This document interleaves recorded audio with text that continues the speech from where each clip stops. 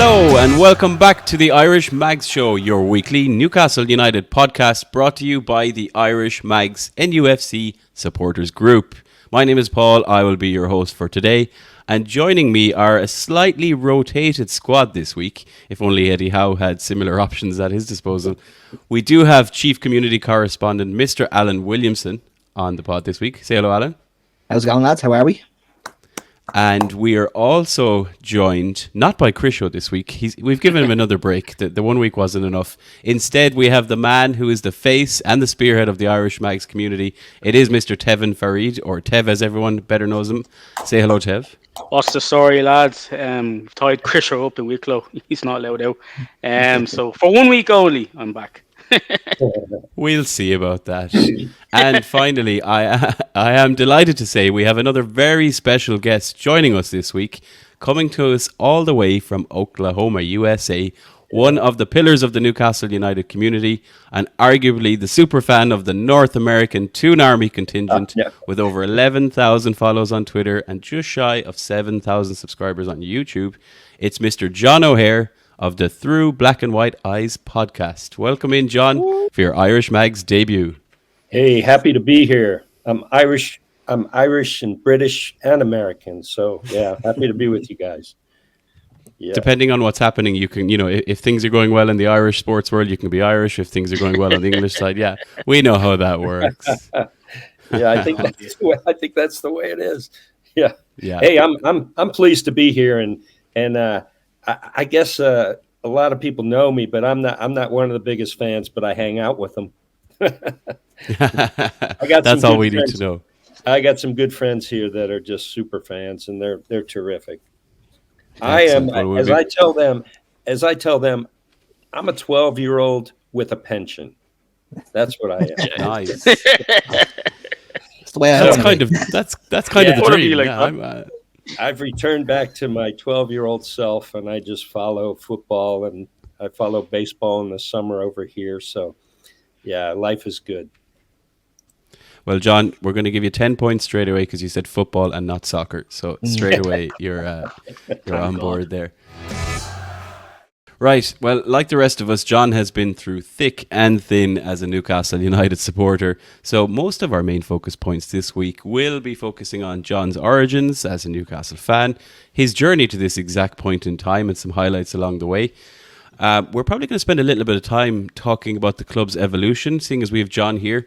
I think we're about 2.5 years into the new ownership and the new management. And I think it's a good kind of point where we can chat about, how do we think things have gone? The last few weeks have been turbulent, to say the least. So it's a good point to really check in and do I suppose, a finger on the pulse of how we feel things are going. And then we'll probably turn our focus to future things, maybe looking at what the short to medium term future looks like. And as a special segment, we're going to rank what we think are the top 5 focus points that we feel the club need to be thinking about or looking at over the next kind of 6 to 12 months. And I feel that could be contentious, which is probably a good thing that Krisho isn't here, but also very, very future thinking and hopefully very positive to go along with it, lads. Right, before we get into all of that, let's treat John to some of our traditional Irish hospitality. We've given him the usual sense of false sense of security even, before we started recording. So he's comfortable and he's chilled out.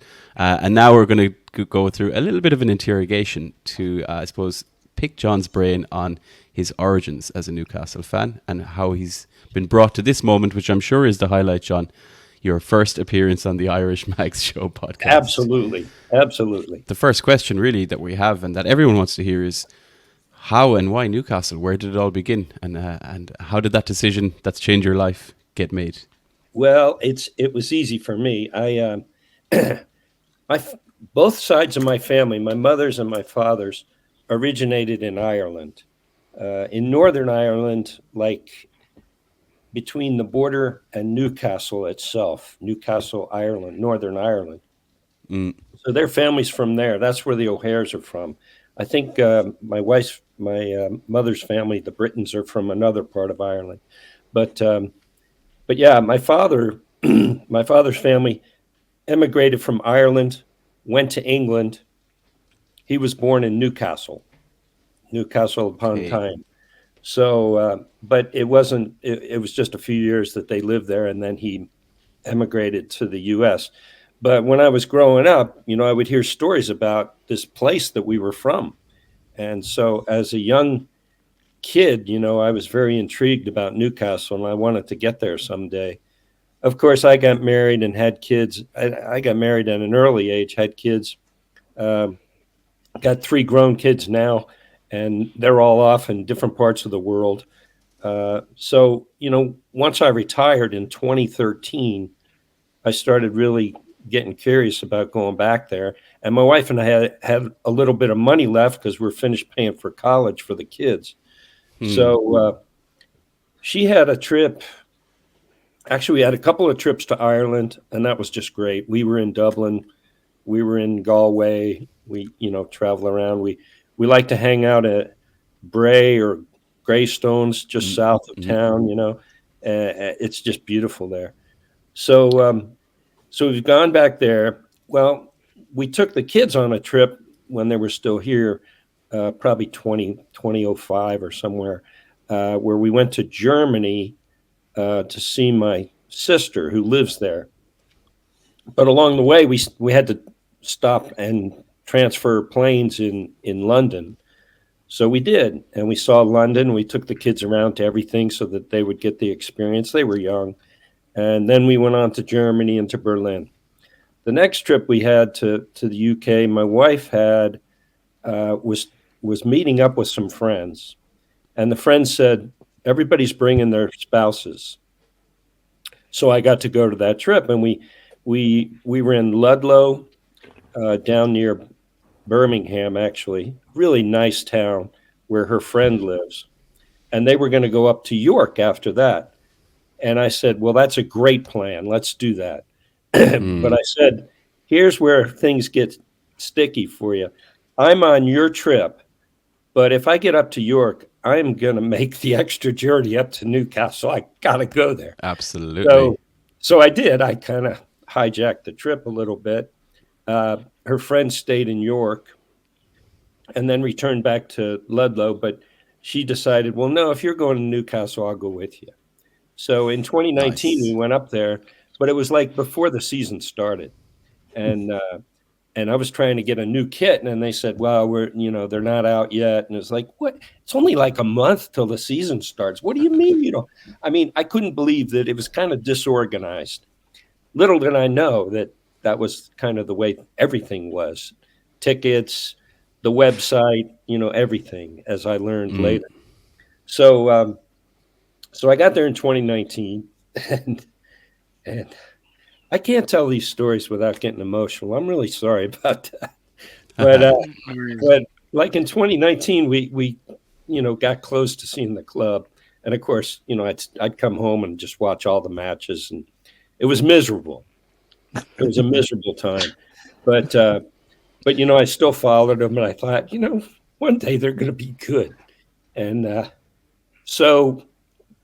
I guess it was the build up to the takeover, and I was watching all the news, and it was, it looked like the takeover was going to happen. And I was like, every morning I'd wake up and I'd like, really? Anything going on? And one morning I woke up and, the news is leaking out. Keith Downey announces that it's official. And I think the beer was leaking out as well when you can see those videos. Well, that's what I tell people. I said, there's 3 reasons I wanted to go to Newcastle desperately. It was my father, who died when I was, only like 23. So I didn't have a lot of years with him, but he made an impact, and I always wished he was around for all the rest. For me having kids and all that. But, I wanted to see the place where he was born and get to know the people. And so that was number 1. Number 2 was I watched the movie We Are the Geordies. And there's a few characters in there, but Davy Craig is the guy that really, he's the guy I connected with right away. because he said, at my age and situation, the things I live for are those moments of euphoria. And that's what he goes to St. James Park for. And I could spend a whole day talking about Davey because we've become really good friends through a remarkable circumstance when I first went over there. But that was reason number 2 is Davey. Mm-hmm. Reason number 3 was Cans Day. Yes. October 7th. October 7th. So Yes. I was hearing the news and I'm watching stuff live on the internet. And I yelled down the hall to my wife. I said, you remember I told you we were going to Newcastle? And she goes, yeah, I know. We're going to go. Yeah, so what? And I said, well, we're going. I just bought tickets. We're going next week to the first match of the new one. Nice. And Nice. so we were there. And, I didn't know what to expect because, the things you hear about over here are, you see the pyrotechnics, you see crowds moving and throwing things. And it's like, wow, it could be really raucous. I better protect my wife. I want her to enjoy this thing. So I ended up buying hospitality seats, which was good. You get a meal, you hear a guest speak, and it was John Beresford. And Nice. you get a program, and then you watch the match. And so it was fantastic. I really enjoyed it. And Callum Wilson, my favorite player at the time, scored a goal with 2 minutes into the match. And I had told her, we're not that good, but if we score early and that crowd is revved up, anything can happen. So I went to that first match, and outside before the match, Pete Downey was interviewing people, and I didn't know who Pete Downey was. I just saw the Sky Sports logo, and I overheard him talking to this guy, and the guy said, yeah, we traveled 400 miles to get here to this match. And I told my wife, I said, hey, would you hold my program? I got to talk to this guy. We traveled 5,000 miles to this match. So he's like, wow. And a lot of people around town are like, wow, what are you doing here? It's like, that's how Newcastle is. It's like, why would you come here? You're on holiday. You could go anywhere in Europe, And I'm like, no, this is a special place. I got to be here. So Yeah. I got on Sky Sports. I didn't know that. I went to Tyne. I took my wife to dinner on Tynemouth that evening. We had a nice meal. And as we're paying, the guy goes, oh, you're from the States. What are you doing here? And I said, well, we came from the match. And he said, oh, you're the American dude. We saw you on TV. And I was like, oh, my God, that made it on TV. Because you never know. They'll shoot a lot of things, outside the match. Yeah. You may get on, you may not. So he goes, man, it's all over the place. Look at this. And he showed it to me. It was on like YouTube or something. And I was like, you got to be kidding. So that's kind of how it got started. I got kind of known that way. And then what's funny is I didn't know there was a lot of people like me. I really didn't know there were a lot of people all around the world that are just as passionate about Newcastle as I am. And so I'm still on Tyneside, and this guy from San Diego reaches out, and he goes, anybody on Twitter know this dude, this John OHare? And I said, well, I might be that dude. Yeah. And he goes, oh my God, we got to get you on. So he had me on his podcast, and this guy, SoCal Jordy, is like, he's the best. He's top. He's a true super fan. And my other friends, Eddie Lucero out there in San Diego, and Rich in San Diego, and Dan Devlin, who Tevin met, is from Monterey, California. They're super fans. They can quote 30 years of history. Me, I was raising my family. I didn't I didn't know anything about this. I didn't know there were Toon Army clubs all over the world. And so ever since, I've got a new community, and it's been fantastic. I've loved every minute of it. It's lovely to hear.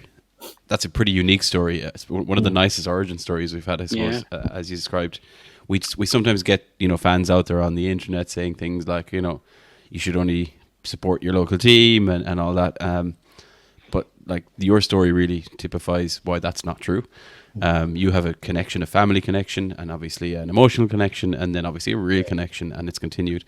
And as you said, as soon as you said getting on Sky Sports with Keith Downey, and then somebody saying it to you later, I saw you on TV. That's where your 12-year-old self came back again to say, I'm on TV. Yeah, that's right.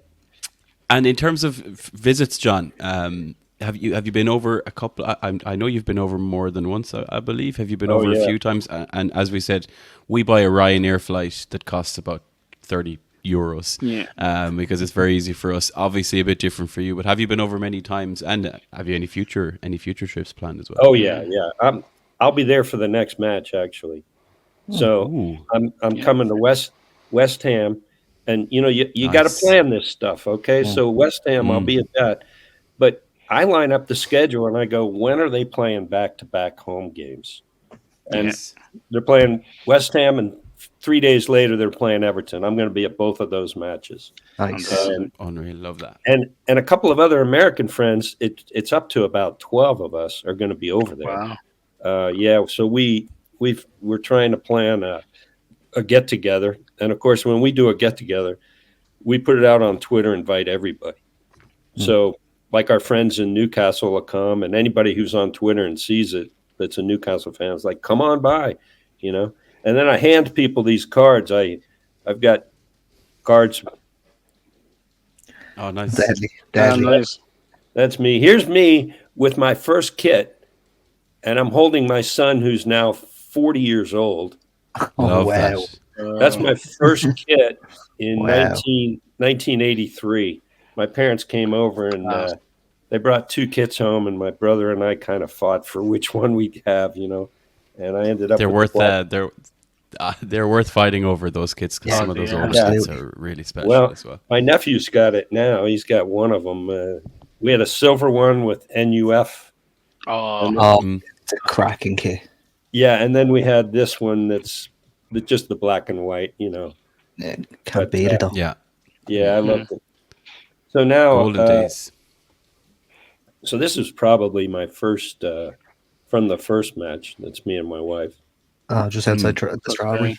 Yeah, outside the grounds.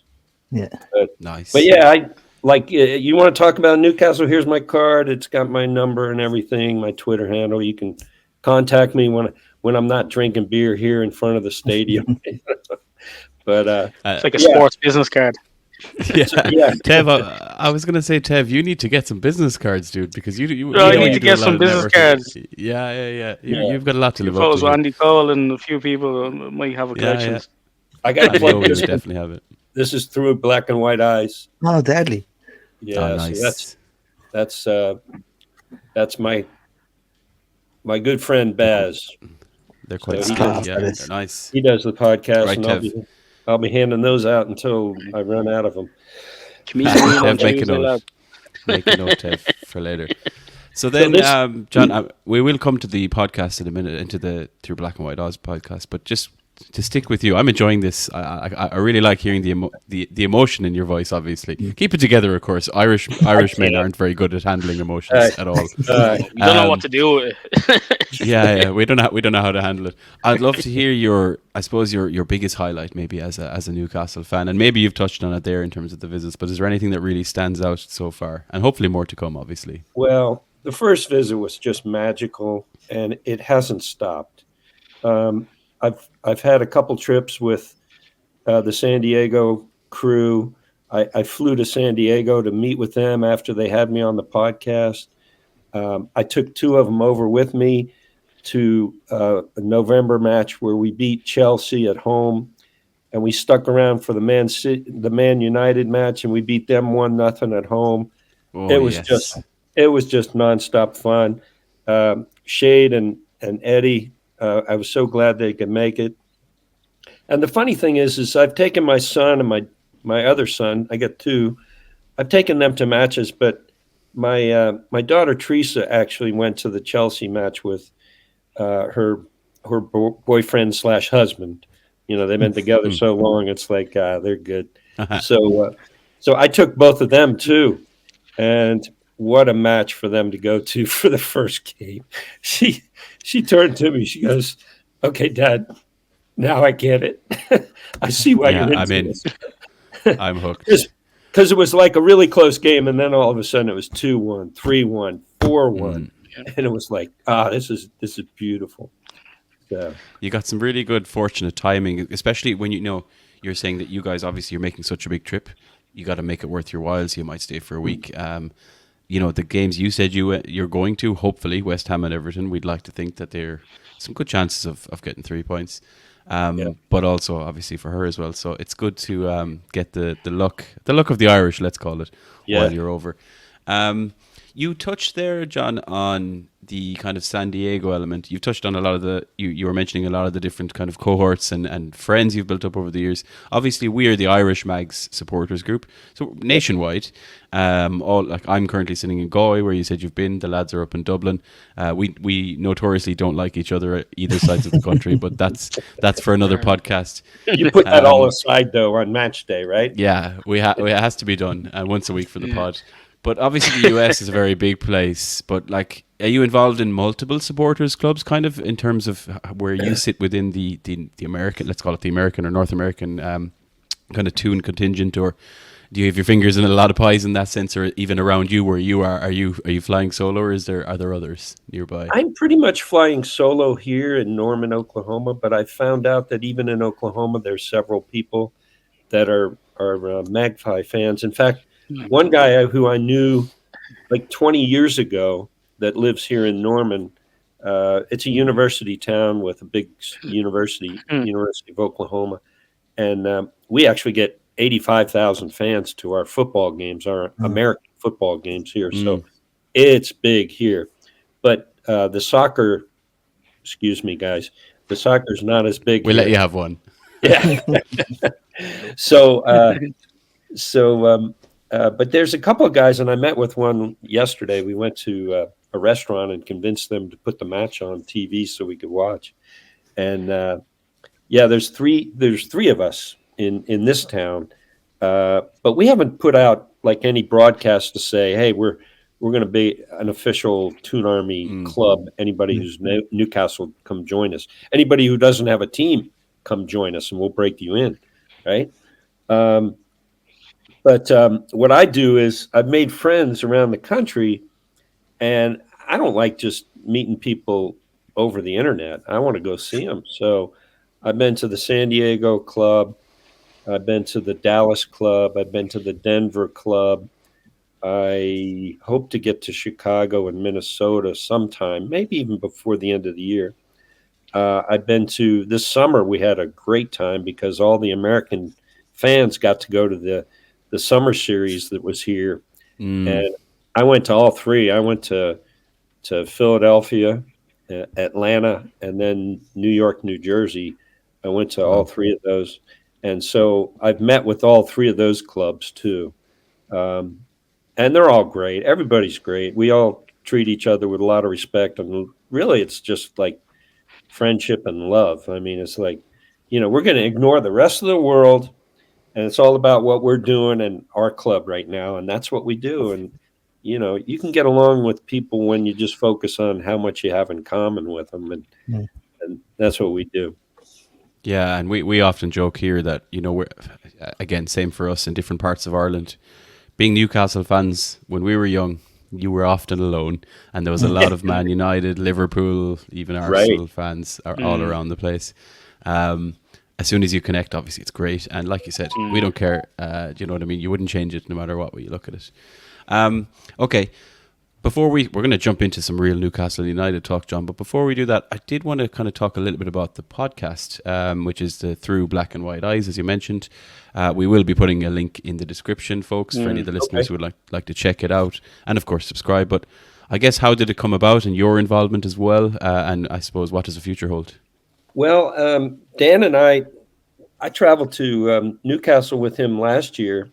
It was funny, I told you about my wife and I, and I'm telling her, hey, I'm going to Newcastle. Well, I called up Dan. I had extra tickets because some of the people in my party weren't going to go. And I talked to Dan because, again, Dan had been on the San Diego podcast, SoCal Jordy. SoCal Jordy is the guy who does it. It's his name is Shade Hartline, and he did it with Rich, his buddy. And they haven't done them recently, but through that's when I found out, man, there's a tremendous amount of people out there with fantastic stories.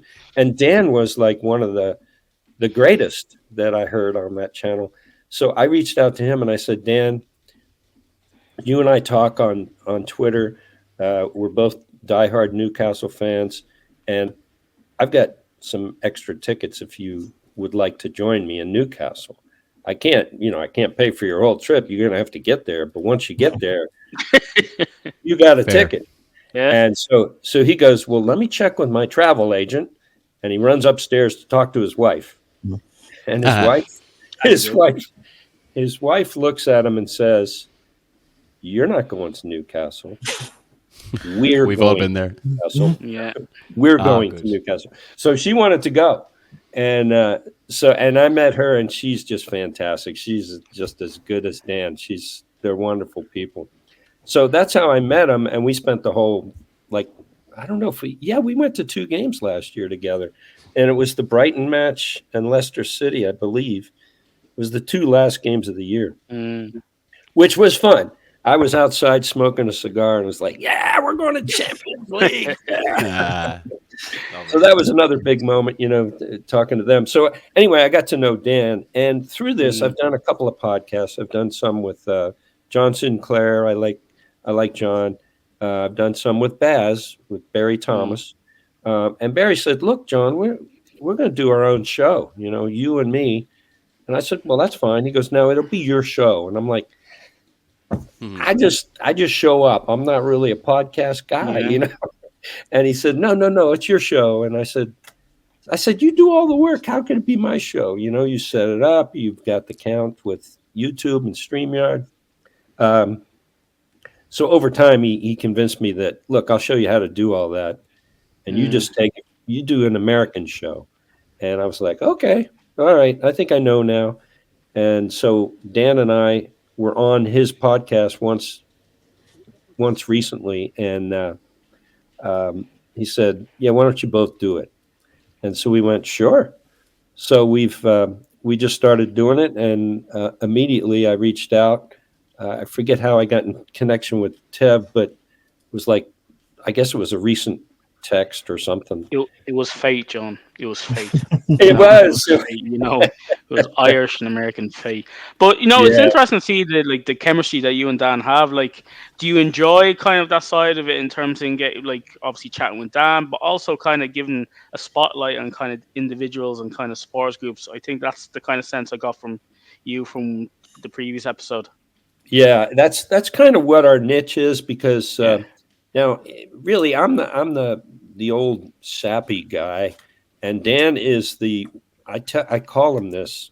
You're the walking encyclopedia of Newcastle history, because he's been following football forever. He was actually, I don't know if he was born in Germany. His family was in the Foreign Service or the Air Force, and he did a lot of time in Germany. So he picked up football right away at early age, and he committed to Newcastle 30 years ago, and he knows everything about it. And people ask me these questions all the time. Who's a better player, this guy or this guy? And I'm like, shoot, I don't know. I mean, I really don't. I got the kit from the 1980s, and I used to see the standings, the table, in the New York Times, but I didn't know who was playing, who was on the team. And you can grill me all you want, but I don't know that stuff.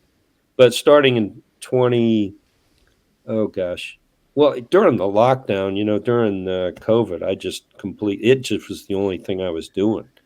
And that's when I really dived deep, because it was already the family history. And then it became, well, of course I'm a sports fan, so Newcastle has a team. They're my team.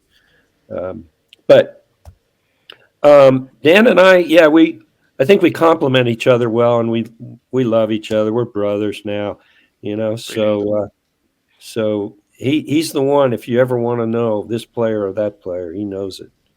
And, I think we'll have to bring him on because Alan is the reigning champion of our quizzes, and Chris Show embarrasses himself every week. So maybe Dan, maybe we'll get Dan versus Alan. Dan's pretty good. I like a challenge. Dan's pretty good, and Eddie Lazaro in San Diego is very good too. Him and Shade Hartline in San Diego, and there's a few transplanted Geordies out there, Simon and Rich. In San Diego, they're really good. Simon's going to be over in Newcastle when I'm over there, so he's bringing his son, and we're looking for tickets. Anybody's got tickets?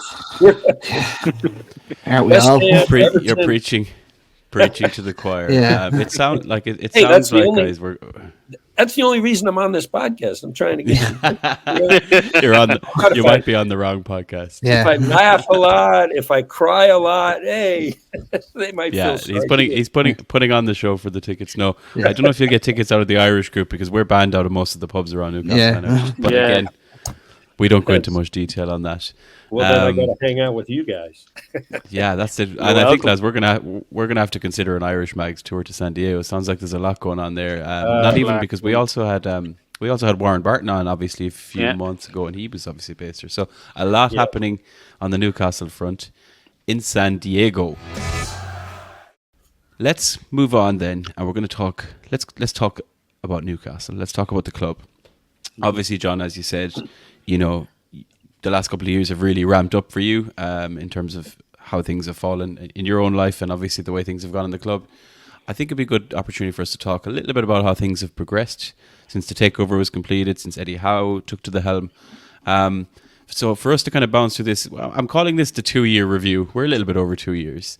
And Alan, we might come over to you actually to start off. You're a bit quiet there in the corner. You mustn't have had a beard. Happy here listening. We know the truth. But I think, so I've broken this down into 5 categories. So the first category we might kind of just do a little bit of analysis on would be kind of the governance of the club and the roles and responsibilities. And this is something that's come under a lot of scrutiny because before it was basically the Mike Ashley and the Lee Charnley show, which was not fun. That's changed a lot. And I guess, Alan, just wanted to pick we'll pick your brain and then come back to John on how do you feel that has impacted the way things have gone in a relatively short space of time? Well, when Amanda took over the club, she came out and said that we basically had a skeleton of a club. We were kind of aimlessly ambling through, just kind of getting by. First thing they really wanted to do, they kind of done things backwards. We got a manager in and then brought in a director of football or chief executive officer or whatever you want to call Dan Ashworth. And as we can now see, it's caused a few problems because they didn't exactly see eye to eye. And we can see who has won the power struggle because one of them is here and one of them's on their way to somewhere we don't really want to talk too much about. Chris Show's club. Yeah, Chris Show's club. But yeah, the main person who I think we got in is actually Darren Eales. I think he is the best signing that we will make because he is so future orientated. He's not looking at next year, the year after. He's thinking, what I'm going to do now is going to benefit Newcastle United in 2040. Don't get me wrong, a couple of things he's going to implement will be good for the now. But mainly what he's doing, he's future-proofing the club. And it's going to be massive for us. And we've brought in a whole new scouting department. We've brought in a new medical department as well because one or two injuries, shall we say. But it's just, we've gone from having absolutely nothing to nearly having a proper club. We're not quite there yet, but we're still growing. So it's looking good so far, thank God. Yeah, and that's probably a good kind of a path into the next kind of category as I've broken it down into, which is kind of like looking at the business model and the commercial improvements, let's say. I mean, John, I don't know if you've been keeping abreast of things there. Like, as we can see with FFP or PS or whatever you want to call it, it's really revealing itself how the club always has made money. We've always had a big fan base, and St James's Park being St James's Park, but it's really now that the legacy of not capitalising or not trying to really make the club all it can be during, let's call it the Mike Ashley era. So much has changed since that, right, in terms of the direction that the board, the owners have gone in a commercial sense. What's your take, John, in terms of what we've done so far? We've heard things about sponsorship, obviously some of the developments happening around. You can see it, you can feel it, right? And it's reaching even as far as you, I'm sure. Well, yeah, I think, everybody in the world knows we've got all the money. And so they're anxious to tag along and sponsor us now.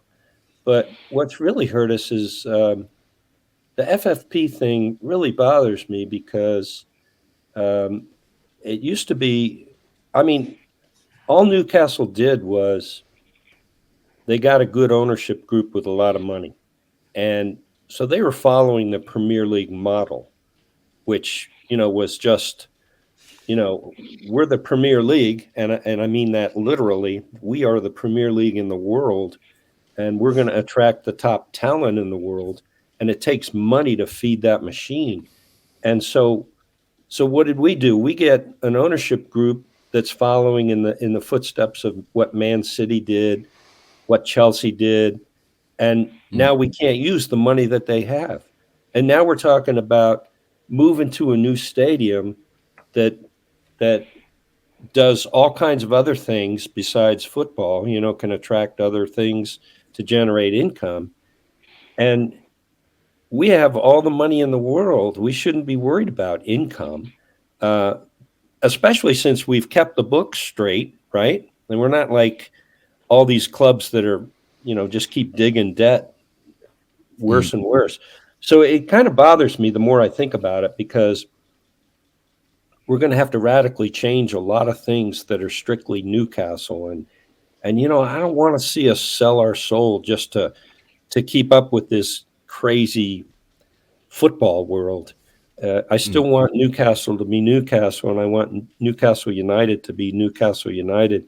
And I want the people to understand and appreciate what they've got. And, depending on how they do this stadium thing, it could alienate a lot of fans or make fans feel like, already we have a couple of bad games and people feel like, it's not like the old days, Well, imagine if you had a new 80,000 seat stadium and people are like, I was never comfortable there anyway, and now we've lost to Everton, I mean, it can melt away really quickly. And then, the other thing is like, what if the ownership groups decide that it'd be easier to own like Real Madrid or some European club that didn't have, they'd be able to just buy in right away at the top level and already have the infrastructure and the stadium and all that. So leaving behind Newcastle to find new ownership, and, meanwhile they've tore up the stadium, or they've, that stuff worries me because, being as old as I am, I've seen the cycle of how teams go. Not just in football, but in baseball, football, hockey, basketball. Yeah, and it's a money thing, John. I mean, like the topic is obviously about commercial activity, but money obviously drives everything. And like Tev, I guess we've seen, like John made a point there that we do have to worry about income. Not that we're stuck for it, that we have to as per the Premier League rules, have it through legitimate sources, and that it comes in a certain way, and that the timing of it. I think the sponsorship thing is probably what jumps out. The sponsorship deals we had in the past for a club our size were nothing short of pathetic, right? Like, let's be honest. How do you rate that, Tev, in terms of what we've done so far with the shirt sponsors, the Adidas, the Sella, and what more is out there? I think it's the transition to a big club. So obviously we've been the underdog for so long in terms of how we play, and then as we are as a club, fighting kind of all angles, So now that we're kind of in this transitional phase, we have to act like a good big club. So in terms of the seller sponsorship, in terms of the Adidas deal, etc., you can see from the accounts that have come in, a lot of the money is to come, but you can see the money that we're trying to bring in from other kind of streams as well. The likes of the England national team playing a friendly in Newcastle, When's that happened in the past few years, The over 35s World Cup, that's supposedly meant to be happening in Newcastle as well. So I think it's fantastic to see kind of us acting like a big club and doing these deals, but it's going to take time, you know. Like the money, you can see with the accounts that we're on a loss, etc., and all these players that we need to sell. Like once summer comes, we'll be back rolling, you know. But we need to keep on making them steps and keep on making them big deals. But on the pitch as well, we need to match that ambition. So if we finish kind of 7th, 8th, 9th kind of this season, we just need to make sure that we're making deals and we're still acting like a big club, so we can push on kind of the next few seasons, you know. Yeah, and long term is the key. I want to add something though. You know, the Premier League is trying to get in the middle of that too. I mean, they came up with this FFP, and it really stopped us from moving fast. And now they're talking about interrupting commercial deals and making sure that you're not taking too much money. We might sanction a club if you get a deal which we think is out of proportion. Well, you weren't worried about that before, you know, and now all of a sudden, why would you sanction us? Why wouldn't you get in the meeting room with us and say this deal is fair? Okay, go ahead. You know, so what they're saying is, you make your deals, but we might just knock you down, you know. And it's like, I guess I'm getting a little too agitated about how the football governance works. But John, look, we've talked about this already. There are elements of our history that it's us against the world, and this is just probably another little piece of it that's ingrained in our DNA. Irish mentality. Absolutely. So well, it gets me going. Yeah, absolutely. Right, we'll move on to kind of, I suppose, closer to the team, the squad. The next category I have here would be looking at obviously the manager and the managerial staff, and then the coaching as well. And Alan, I'll jump back to you for this one. Keep you honest, keep you on point. Like, we're 2.5 years in. There's a lot of talk about Eddie Howe, but it's not just Eddie Howe. There's an entire change of coaching staff and how we do things. Like, again, we probably could have put marks out of 10, but we'll do that another time, maybe towards the end of the season. But just in terms of the shift, the difference, and I think probably where we'll end up going here is not just looking at, you know, okay, there's the Eddie Howe effect, but there are players here doing things that they weren't doing before Eddie Howe came in, and I think that's a really good place to look as well. Yeah, well, like, Joe Linton is the obvious one to go with. Like, wouldn't kick snow off a rope under Bruce, and now he's out for a couple of games, and you can just see how detrimental his loss is to our squad. It's chalk and cheese. Eddie Howe is the man for the future. Don't want him going anywhere. Look, we've had a tough run of fixtures, a tough run of players being out and stuff like that. Don't want to keep banging on that drum of injuries, but unfortunately, it is what it is. Like, we're losing more players left, right, and centre. Every single game, we seem to have 2 players getting carried off, and you're going, it's just not sustainable. Something has to give eventually. But we are still only 2 years into a journey. We still have Matt Ritchie on the books, lads. We love you, Matt. I absolutely love Matt Ritchie. Yeah. But if we want to get to that next level, he can't be in our squad. Like the likes of Liverpool, their Matt Ritchies are Connor Bradley, who you're going, he starts for 99 teams out of 100. We don't have that yet. We're still a couple of levels behind the true elite clubs, as much as it pains me to admit that. But come here, it's a growing game. We'll get there eventually, and we have to just say, right, take stock for a minute. Where were we this time last year? Where will we be this time next year? And I can guarantee you, every single time you think about that, you will say to yourself, we're better than we were last year, and we'll be better again next year. This is a slow growth process. It cannot be done overnight, as much as we wish it could be. The Premier League have stopped that. We can't go out and splash 175 million on 2 players that you just don't need. Like, we won't have a Robinho moment where you just go, look, here's 800 grand a week, do what you want with it. It's not going to happen. Yeah, the whole coaching side of it is a little bit different, because I do think we need an overhaul in the youth system. 18s are very good, the 21s aren't. That needs to be assessed very, very soon. So that's the only thing I can see negatively happening. Yeah, and we might touch on that as we move into the final section of the show, which will be looking a little bit ahead, because it is one of the points that, you know, I said it at the top of the show. I asked you lads for what do you think we should be looking at. That was one of the things that come in, but we'll hold on that for now. segue into signings there. You mentioned obviously, Alan, like we've not had the Robinho thing is kind of well known in terms of Man City, but we have signed. I think a lot of us would say we've signed well, injuries aside. Like John, I guess what would be like maybe standout couple of signings for you? And the way I'm thinking about it is like if you were to look at our signings over the last 2 years, let's say, I could probably put it to you out of 10. How would you look at it in terms of the success of the transfers we made? Well, I think Eddie did a good job of picking out the right people. I love Gordon. I love even if you go back to Ashley was pressured at the very end to sign Willock, and what a find he's been. I mean, he's been great. When he wasn't hurt, he's fantastic. So you got Willock, Gordon, Barnes. I really like Barnes, but he got hurt. I like who they brought in. In fact, we were wildly excited. We were, drinking a lot, but we were wildly excited in the summer, just watching all the lads out there, and Elliot Anderson too. He came up through the system, and he looked good, and it was like, this is going to be a fantastic year. And then we rolled into the first game of the year, Aston Villa, and we saw how good they were, and we just creamed them. And ever since, we've all been like, our expectations have been dashed. But in terms of who to go after, well, I couldn't pick out names. I really like the fact that they've gone after younger guys that they think they'll get for a number of years, and it goes back to that plan of, let's bring in people, but let's build for the future.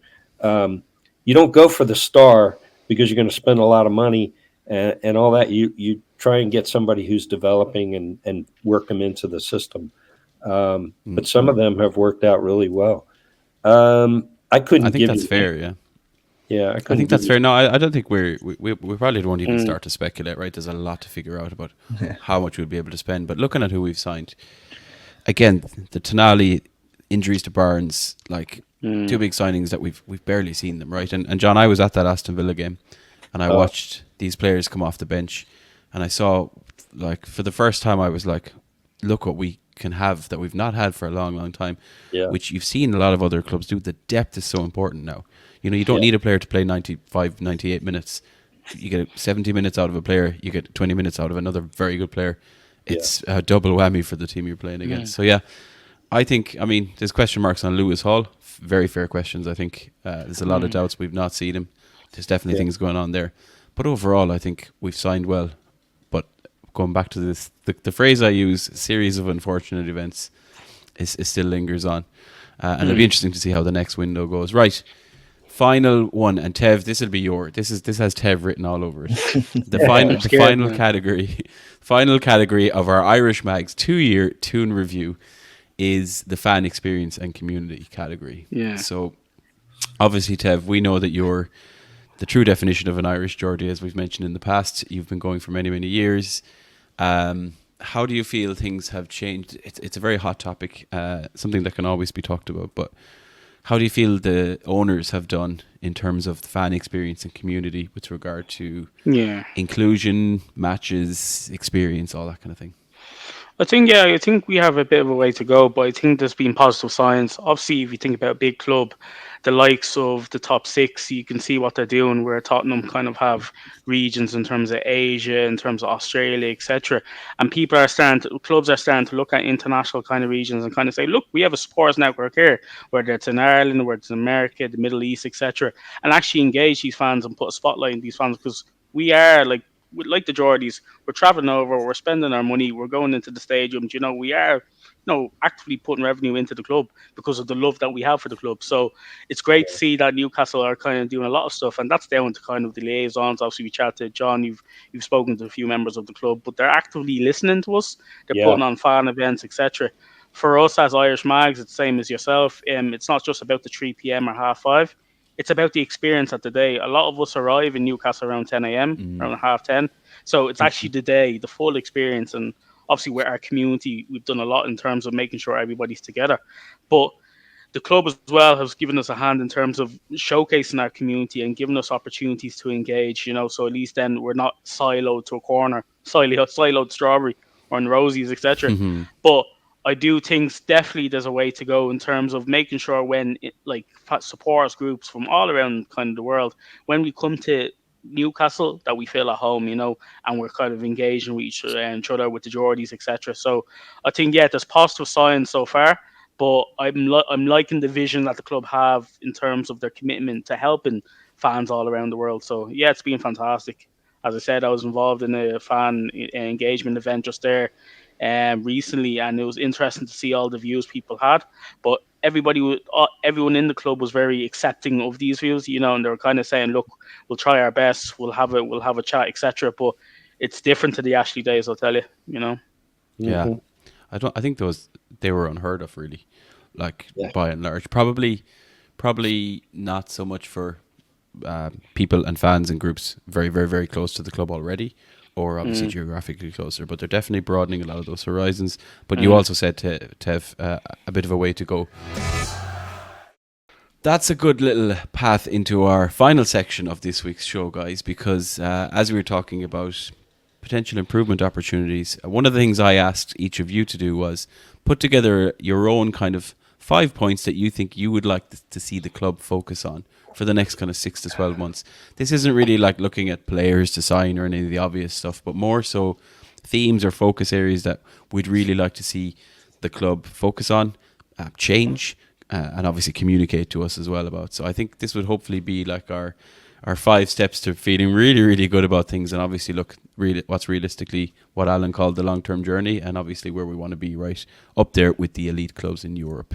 So I've taken all of your submissions, guys, and exclusively revealing live, I've collated 5 focus areas based on what you submitted, and I'm going to come around to each of you depending on what you submitted, because I can see the passion in the words that were written as well as you sent them over to me, guys.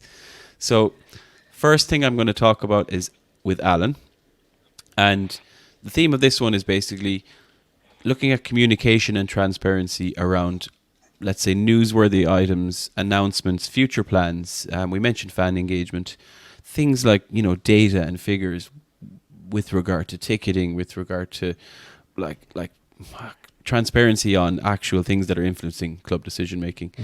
And I guess just moving away from secrecy, because as much as they're doing better than previous regimes, there's still elements of secrecy, Alan. Is that fair to say? Yeah, like the easiest option to go with there, the example is the Dan Ashworth saga. That was rumbling on for 12 months. We heard the rumours that he was going nowhere, and then all of a sudden it just popped back up, and the club said nothing. And to be fair, we technically still haven't said anything other than he's been placed on gardening leave. That's all we've been told about this whole scenario. Is he coming? Is he going? We don't really know. So that's somewhere where we could get a little bit better communication with the fans. The other part of it is announce how many people have entered the ballot. Announce how many tickets are going into the ballot, because we're going off of figures that were sent on Twitter by several people before the start of the season. They're kind of going, are these legit or what's the story? Just be getting transparency. Just tell us what we're asking. Like, it's not that hard. We just want to know what's going on with the club. It's a pain in the backside entering ballot after ballot after ballot and getting nowhere with it. Yeah. But then on the opposite side of it, you have lads who are going, well, I've entered 6 ballots and I've got 6 tickets, and you're going, well, what's the difference? How are you doing that? So if they came out afterwards and said, category 1, category 2, category 3, 1,000 tickets, 5,000 tickets, 1,000 tickets, you'd be going, right, more of an option in category 2, getting a ticket, so I'll apply for that one. It's easy wins, I think. Just need to get a little bit better. Obviously, I don't want them every single time they do anything to be sticking a tweet out going, we've changed the toilet rolls in the league is end, and you're going, that's not needed. Anything important kind of needs to be a little bit better. Just especially with the Ashworth one kind of annoyed me, where you're going, there's too much smoke there for there not to be fire. Just come out and tell us what is going on, because we deserve to know at the end of the day. Like, what is the club if it doesn't have fans? So that's what they have to remember. So that's my option on it. Just get a little bit better, please. Yeah. Very fair. I'm also happy to hear that they've changed the toilet rolls. They obviously got my Yes. letters, so that's really, really positive. Soft tissue paper. The next one, I'm actually going to take the next one myself, lads, because I think this is a really, really important topic that a lot of people are speaking about, and it's looking at the kind of the medical team or the medical situation or the player health situation. But the way I want to frame this, I suppose, in terms of a focus area, like these are qualified physios and doctors and specialists, right? I think where we maybe need to shift the focus is it's not about just, swap them all out and bring in a bunch of new ones, right? Again, experts are experts. But I feel like maybe where there's a gap is, or maybe it's just a question of time, is matching how we manage fitness and obviously injuries, but looking at how that compares to the tactics Eddie Howe is deploying. It's very different. I don't know. I'm not a physician or a physio or a doctor of any kind, but I'd imagine if you're a physio at Newcastle, the way Eddie Howe most of the time deploys his team is very different to how a Fulham or a Brentford or a Brighton play, right? So matching our, let's say, medical team strategy with really being more future thinking in terms of, right, this is how the players are going to play. We need to manage players' playing time and the type of players they are and the bodies they have with what they're expected to do on the pitch. And that the extra little phase of that is recruitment. And again, easy to say in hindsight, but like when we're recruiting players, we're looking for players who are able to play a system mentally and with the technical ability they have and the mentality they have, but physically, will they be able to handle it? So I'd love to see, and again, we'll never hear anything, but I would love to think that that's high up the list, because it's cost us this season. Bottom line, like there's bad luck, but everyone's saying it. There must be something beyond luck. So I'd love to see that. That's where I would focus on that. John. Yes, sir. I'm going to speak to you next. One of the points you had made was about FFP and about how, navigating the financial elements of it. I've tied this all up into kind of one area, and Alan has kind of touched on it a little bit. I've put sporting director here maybe as a theme, and the future state of who's going to be calling the shots when it comes to recruitment, which we've touched on, when it comes to youth academy, which we've touched on, and then obviously navigating FFP. I think that situation needs to be solved very quickly, and in particular, you were obviously thinking that we need to figure out this FFP situation. Yeah, I do give Newcastle credit, though. Despite all these changes that really seem to be honed in on Newcastle, not really other clubs as much, but they've navigated in such a way that we haven't stuck our head up and spent too much money or exceeded limits.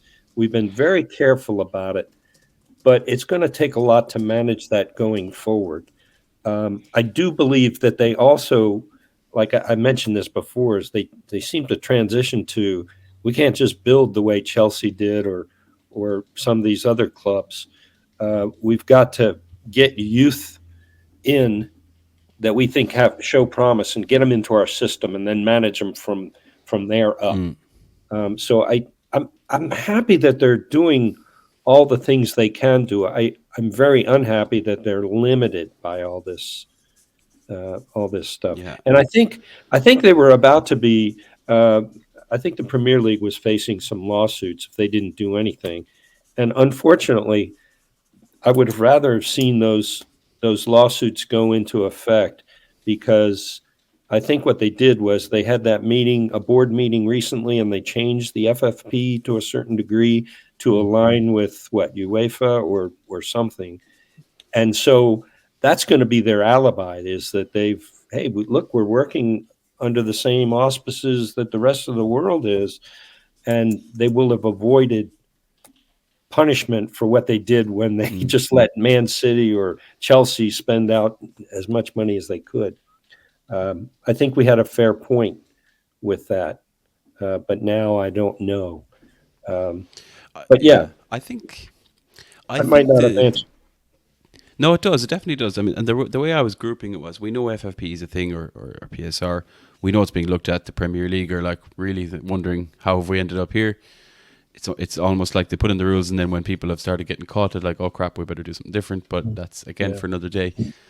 But I like bringing it back into the sporting director role is going to be so important here. And as Alan has mentioned, this Ashworth situation has been bubbling, and it really needs to be solved sooner rather than later, because it's not just about signing players, it's about the infrastructure. And we talked about the youth academy. I can't stop looking around and seeing Liverpool, Trent, Bradley, Curtis Jones, City with Foden, Oscar Bob came on, scored that winning goal against us. Even Cole Palmer came through the academy there. Look what he's done. You know what I mean? Yeah. Same for Arsenal, right? You're looking at Saka, Emile Smith-Rowe. I don't know. We've got Lewis Miley. It's the first big sign of something different. But again, it's been 2 years. Is Lewis Miley the result of what we've done in the last 2 years? Arguably not. He was there before, right? Mm-hmm. So as a kid, I think that investment, that level of investment, where it's players for the squad, but players that potentially will go and move on, that's where it will add to books as well. Sporting director for me is number 3 on the list. Tev, number 2. All 3 of you guys, when I asked you for your list, and me, had this very near the top. It's the ticketing, it's the website, and it's how to manage the balance of making tickets available for wider fans. Obviously, we're international fans, but in the context of not that we deserve them more than anyone else or we're willing to pay more than anyone else, but as John alluded to, we just need to plan longer in advance. Yeah. It's very hard to organize a trip with a 3-week ballot and so on. So ticketing is the one, Tev. We know they're looking at it, but in the top of your mind, like what do you think is a short-term solution and a long-term solution?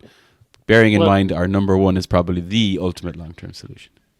Definitely. So the main thing that we're kind of considering here is supply and demand. So the current ticket system was probably okay 2 or 3 years ago, where we were finishing 11th, 9th, 14th, struggling for relegation, etc. We'd all be grand. We're all there when we were in the championship, where you could get 4 tickets for Rotherham at home on the day. But because we've shifted and now we're kind of competing Champions League, going for top 4. Obviously, this season's a bit different. You can see that the demand is way higher than supply. But the club need to look at and kind of see what's the options. If you look at, and I think John kind of mentioned it before in terms of that euphoria, why should we take that opportunity, whether you're from Newcastle, London, America, US, that feeling when you go into a stadium, that euphoria, especially for the first time, it's nothing there's nothing else that compares. You were there, Paul, for the 6-1 game in terms of Aston Villa. It was incredible. I was there for the Tottenham game last season. It was incredible. So why should we create a divide where, in my mind, I'm feeling every single Newcastle fan that's looking to go to the stadium and watch a game should be given that opportunity. So that's the way we should be looking at our ticket situation. So definitely there's talks in terms of increasing capacity. That might help, 80,000, and get more people in terms of a more kind of global perspective in terms of Newcastle fans, because we are global now. Look the amount of sports group, look the podcast, so we have lads that'll fill a flight Friday, Saturday, Sunday, Monday, Tuesday. So how can we work with the club, and how can other supporters groups and kind of other people work with the club to kind of say, look, we're not looking to go to every single game, but give our members, give fans across the world that opportunity to see a game, because there's nothing better, so definitely, I think from an international domestic point of view, there's a lot of season ticket holders that are based in kind of Newcastle and all around the UK. But then there's also the tickets. And Alan was kind of saying, let us know how many tickets are available. Some people are applying to a kind of an empty basket, We don't know. So it's all about transparency. It's about communication. But it's working with the guys to give people that opportunity. So for the short term, yes, I think we need to kind of look at the supporters group and liaise and engage, etc. But longer term, I do feel like we need to increase the capacity of the stadium to allow more fans to get in. So, yeah. And we'll come to that in a moment, because stadium was at the top of all our list, lads. And it's a big topic, right? But just the thing you mentioned there, it's easy for us to say, just give tickets to everyone. Obviously, that can't be done. Yeah. But Alan mentioned something there about ballots. And we've had one of our lads in our Irish Mags committee literally just today said he's never been successful in a ballot. Mm-hmm. And I've seen a page on Twitter, a Newcastle guy, a guy's a Newcastle fan, popular page, who actually documents his ballot success through Twitter. And I don't know if he's even ever failed, but he's got a very, very high success rate. So either the ballot is completely random, and poor old guy who won't be named in our group is very, very unlucky, Or to go back on point, is there a way that you can, even though it's a random draw, surely everyone should, like every one of those memberships should be guaranteed at least a game or so. You know what I mean? There's something to be said there, but it's a short term way of thinking, because the long term thinking is number one on our list in terms of the future proofing, that 6 to 12 months, and it's the stadium plans. Now, we can group this back into communication as well, lads. This covers safe standing, this covers the stadium atmosphere in and around the game, but I think the biggest thing that we need and want and hope to get to maybe in the next 6 months is, what is the plan? And John, I think we'll wrap that. We'll come to you to finalise that topic. Do you think it's realistic, John, that in the next 6 months we might get, again, we're not expecting to have a new stadium overnight, but kind of a decision that is, we're sticking where we are, or we're going to expand where we are, or we're going to build a new stadium. It's 10 years down the line, but at least it stops the debate and the power of the internet from doing what it does. I think they wanted to start the debate because I think that, owners being owners, they want a crown jewel. They want something that they are recognized for, and that they've, done, that is a big thing, so I think they're trying to get everybody used to the fact that, St. James just won't work. And that's unfortunate in my mind, because I really think that we could do something to modify St. James. I know all the restrictions, but I mean, let me get wild with this for just a second. Tear down the east stand, build underground a stand that's big, and it pops up on game day. And all those people that are behind that complain about being blocked by sunlight, they have more sunlight than they've ever had, because this thing lives underground except for game day. Maybe it's at the same level as the east stand, but then on game day they bring up the other section. And you think this is crazy talk, but look, is it Real Madrid, the build of that stadium? Have you seen all the intricacies of the underground that they store? And everybody would say, hey, John, well, that's just taking the pitch down. You're lifting a lot of things if you're lifting a whole stand. And I would say, have you ever seen a rail bridge that goes across a big river that rises to let ships in? I mean, the technology's there, and engineers would go wild for that kind of thing. They would be like, I want to be on that project because I know that we can build it. There's all kinds of things we could do to add 5,000, maybe even 10,000 seats. But yeah, it's the administrative and legislative things that are in the way. I would rather they stay there. But if they had to build a new stadium, I would rather that it's, I think you've seen probably these proposals where it's just a few 100 yards up from the current position, and they build there. But again, if they have to build a new stadium, I want them to do what they've done here in the U.S., which is they used to build baseball parks all the same way until Baltimore redid their baseball stadium, and it's called Camden Yards. And what they did was they built it in the middle of the city and wedged around all these other buildings. And they had a big warehouse that was out in the outfield, and they left it up because it was a beautiful backdrop to their stadium. And they didn't build it symmetrical. They built it with all kinds of little nooks and crannies in it. And that's the way old time, UK football stadiums are. And so I hope if they build another one, they design it with elements of what the fans are used to, not a big, sterile, soulless bowl that can, take on big concerts in the NFL and all that stuff. When people talk about that, they're talking about generating money as opposed to the fan experience, which is 90% of what we talked about today. So, I mean, that's, I get pretty strong feelings about that too. Could a new stadium work? Yes, but leave it in the city. Don't take it far. The whole ecosystem of how people get to the games, where they stop for a pint, all that is so big, and you don't want to destroy that. Everybody has their favorite spots. The people from the north know how to get down there, and they've got the way. The people from the east and west know how to get there. The people that come across on the trains from the south, they know how to get there and where they stop on their way up there. You move it too far and it destroys all of that. And so, like we said, it's about finding that right balance. It's good to hear, obviously, John, your perspective. Stadiums in America, as we know, are a different kettle of fish. Darren Eales was very heavily involved in turning the Atlanta United Stadium into what it is. yeah. But like, we're used to football stadiums being how they are. There's elements of keep them the way they are. But as you said, engineering, technology, the future, there's a lot of things we can think about. Really good insight. I think we've talked about a lot this evening, guys. A hell of a lot. I've gotten through at least 2 beers. So I think it's probably a good spot to wrap things up. John, I have to say thank you so much for sharing with us all of your origin stories, your history as a Newcastle United fan. Oh, yeah. Really enjoyed both the emotion, the insight, the journey, as well as hearing some of the stories along the way. So it's great to have you on the show.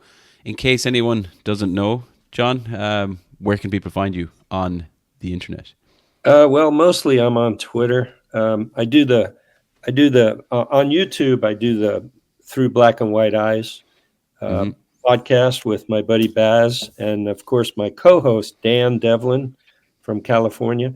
So I'm on YouTube on Through Black and White Eyes, and I'm also on Twitter at John OHare OK. Okay, that's a good way to finish it. Okay, and people will also find you in Newcastle for 2 upcoming games at the time of recording, which is West Ham and Everton. Excellent. Well, be sure to check out John and the Through Black and White Eyes podcast. And as always, listeners, drop a like on this week's show if you've enjoyed the content. If you're watching on YouTube, subscribe to the channel. Leave us a comment. Do you agree with some of the points we've made, especially about the future-proofing of the club? What do we need to focus on? And naturally, if you're listening on Spotify or on Apple, drop us a follow and leave us a lovely 5-star rating. Tev gets all warm and fuzzy inside when he reads and sees a 5-star rating. You can find links to all of our socials and, of course, John's socials in the description below. We will be back for more Irish Magnus next week. So until then, all we'll say is, how are the lads?